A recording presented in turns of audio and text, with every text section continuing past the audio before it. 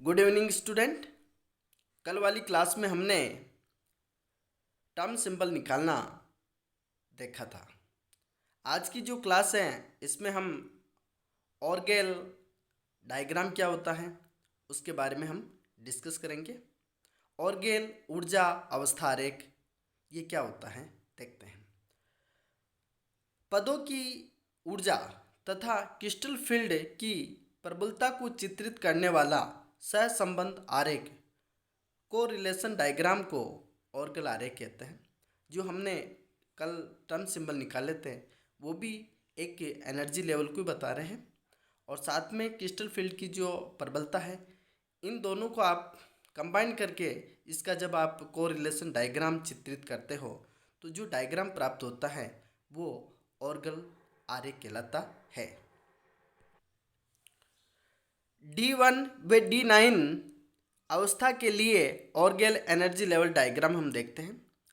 गैसीय अवस्था में ट्रांजिशन मेटल के जो डी ऑर्बिटल होते हैं वो समप्रंश होते हैं, समान एनर्जी लेवल के होते हैं, डी जनरेटेड होते हैं। इस स्थिति में डी डी ट्रांजिशन की पॉसिबिलिटी नहीं होती है। लेकिन जैसे ये कॉम्प्लेक्स फॉर्मेशन के दौरान इन डी ऑर्बिटल के पास में लिगेंड आता है तो इनकी जो डी ऑर्बिटल है उनकी संप्रस्थता समाप्त हो जाती है और ये डी ऑर्बिटल विपाटित हो जाते हैं, स्प्लिट हो जाते हैं। अगर कोई ऑक्टाहेड्रल कॉम्प्लेक्स बन रहा है तो उस स्थिति में जो डी ऑर्बिटल हैं वो T2G तथा EG ऑर्बिटल के अंदर स्प्लिट हो जाते हैं और T2G तथा EG ऑर्बिटल का निर्माण होता है। इसी तरह से अगर टेट्राहेड्रल कॉम्प्लेक्स बन रहा है तो वो T2 और E ऑर्बिटल का फॉर्मेशन करते हैं। यहाँ पर हम इसे एक एग्जाम्पल के तौर से समझते हैं। तो यहाँ एक एग्जाम्पल ले रखा है hexa aqua titanium third.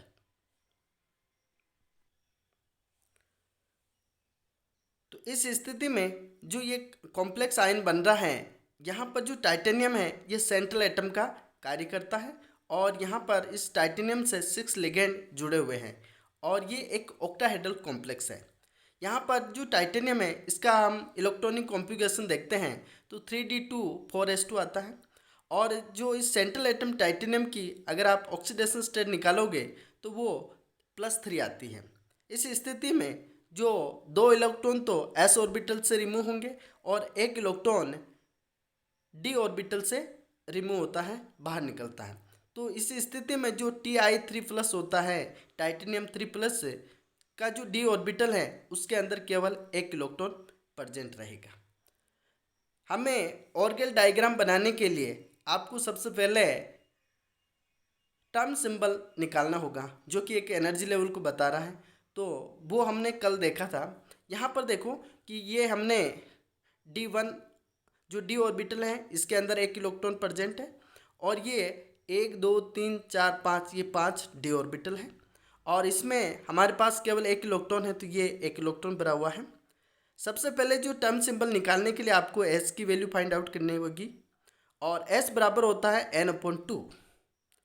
n unpaired electron को बताता है। तो यहाँ पर देखो कि 1 इलेक्ट्रॉन प्रेजेंट है तो इस स्थिति में आप यहाँ पर n की जगह 1 रखोगे तो जो S की जो वैल्यू प्राप्त होती है वो हाफ आएगी। इसके बाद आपको स्पिन मल्टीप्लिसिटी निकालना है तो इसका सूत्र होता है 2s+1 या हम यूँ कह सकते हैं n+1 के बराबर होता है। तो जब आप यहाँ पर s का मान रखोगे और इसको सोल्व करोगे तो आपके पास इसकी जो वैल्यू आएगी वो 2 निकल के आती है। अब अपन को निकालना है L की वैल्यू। 2s+1 की वैल्यू स्पिन मल्टीप्लिसिटी को हमने निकाल दिया है और जिसकी वैल्यू 2 आई है।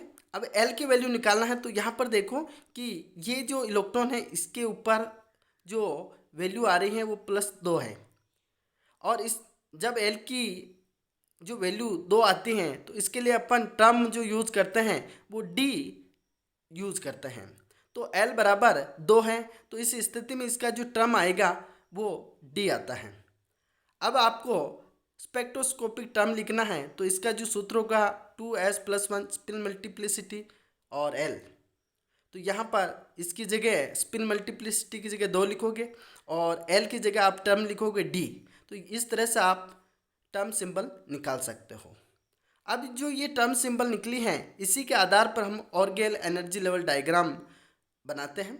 ये 2D है और यहाँ पर ये ऊपर वाली जो एक्सिस है, ये वाली एक्सिस है, ये एनर्जी लेवल को बताती है और ये वाली जो एनर्जी है, ये जो एक्सिस है वो लिगेंड फील्ड की स्ट्रेंथ को बताता है। इसके बाद देखो कि ये जो डी ऑर्बिटल है वो 2 भागों में स्प्लिट होगा, T2G और EG, ऑक्टाहेड्रल कॉम्प्लेक्स है इसलिए। तो यहाँ पर हमने कैपिटल T2T2G और कैपिटल E लिखा हुआ है और 2EG बनाया हुआ है। और ये जो EG की जगह आपको कैपिटल E लिखना है और T की जगह आपको कैपिटल T लगा देना है। इसको हम मूलिकन सिंबल बोलते हैं। ठीक है, तो ये आपको T2G और EG की जगह ये वाले शब्द जो चिन्ह हैं वो आपको यूज करने हैं।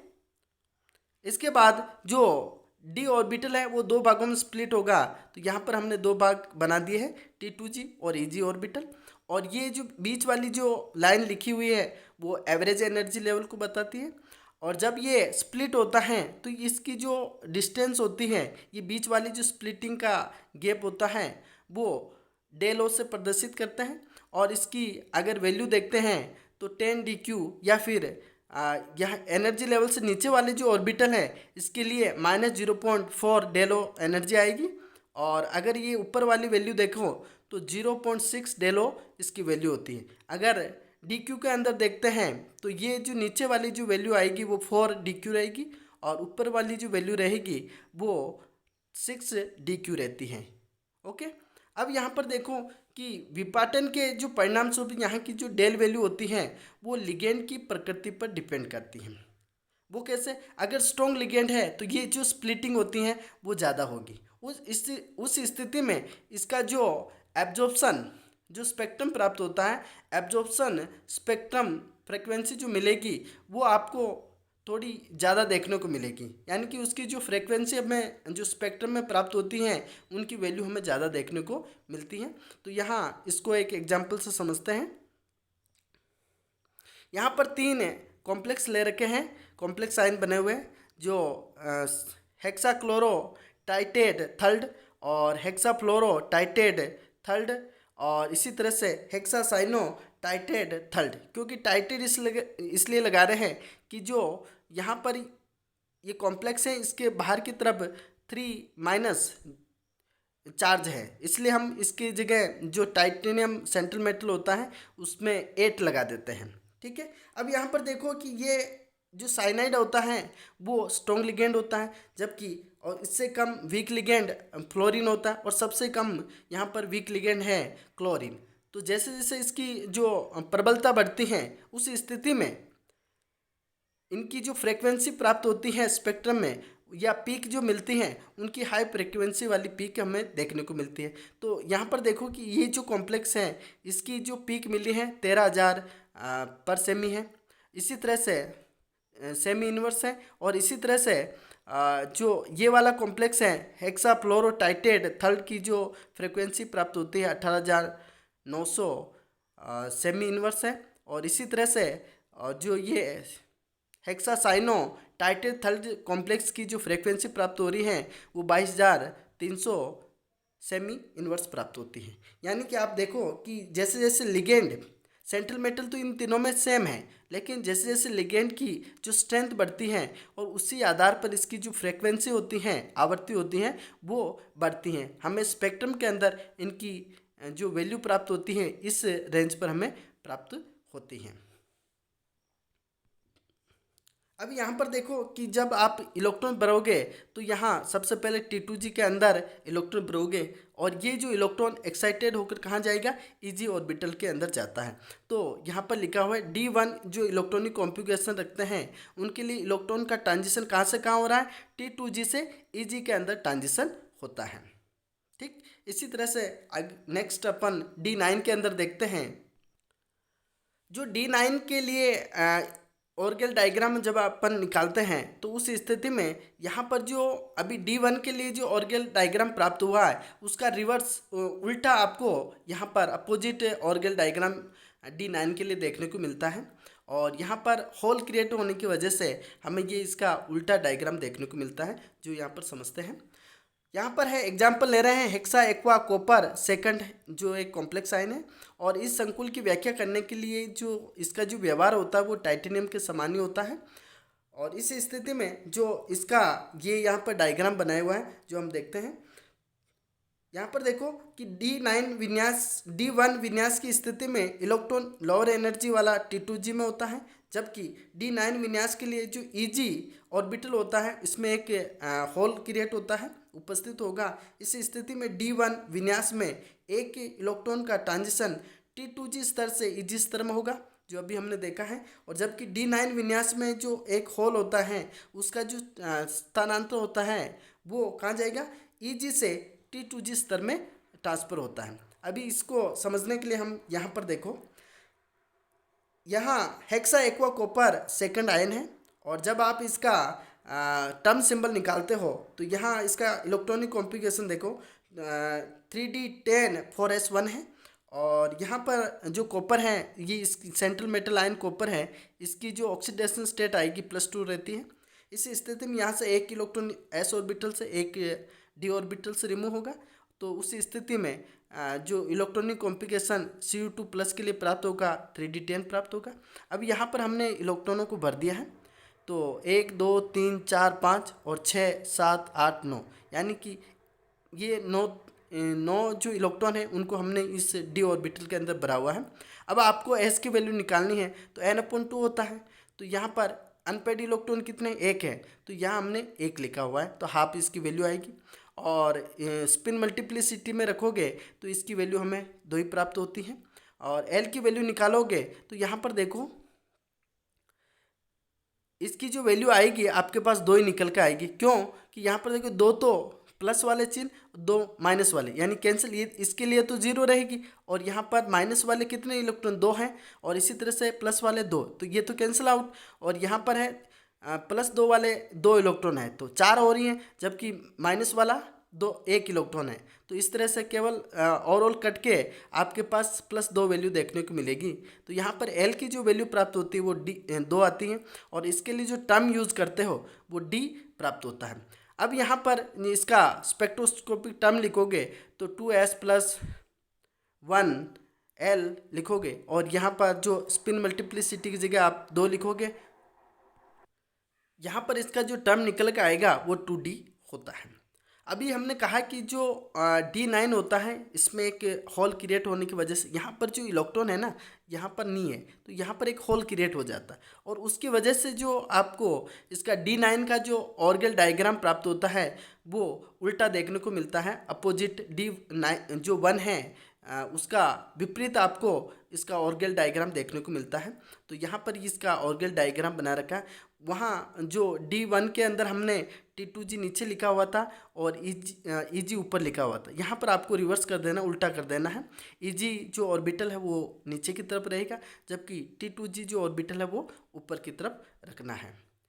ठीक है। और यहाँ से इसमें देखो कि ये जो एनर्जी गैप रहेगा वो 10dq रहेगा, या फिर आप इसको नीचे वाली जो एनर्जी का गैप है -0.6 डेल ओ, और ये ऊपर वाला जो एनर्जी गैप है वो रह जाएगा +0.4 डेल ओ रहेगा।